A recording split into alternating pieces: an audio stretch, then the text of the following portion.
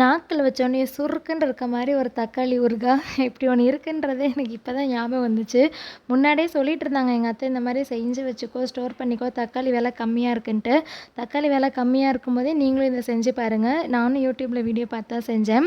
First நல்ல தக்காளி உங்களுக்கு வேணுங்கிற அளவுக்கு 1 கிலோ, 1 1/2 கிலோன்னு நல்லா வாஷ் பண்ணிட்டு, கட் பண்ணி இந்த மாதிரி எடுத்துக்கோங்க. ஒரு கடாயில எண்ணெய் ஊத்திட்டு, கட் பண்ண தக்காளிய போட்டு, ஒரு சின்ன சைஸ் அளவுக்கு புளி எடுத்து அதில போட்டு நல்லா வேகட்டும் மூடி வச்சுருங்க. இப்போ தனியா ஒரு கடாயில 1 டேபிள் ஸ்பூன் கடுகு, வெந்தயம் மட்டும் போட்டு நல்லா அரைச்சி பவுடர் எடுத்து வச்சுக்கணும். இப்போ தக்காளி இந்த அளவுக்கு தண்ணி விட்டு வெந்துருச்சு. இப்போ இதில் கல்லுப்பு, மஞ்சள் தூள், மிளகாய் தூள் மட்டும் சேர்த்து இந்த அளவுக்கு வதங்கினதும் ஒரு மிக்ஸி ஜாரில் போட்டு ஆற வச்சதுக்கப்புறமா அரைச்சி எடுத்துக்கோங்க.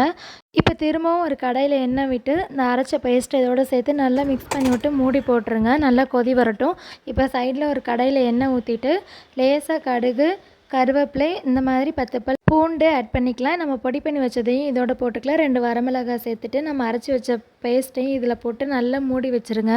நல்லா கொதிச்சது பார்த்தீங்கன்னா, சுண்டி இந்த அளவுக்கு தக்காளி ஊறுகாய் ரெடி ஆயிரும். செம்ம டேஸ்ட்டாக இருந்துச்சு.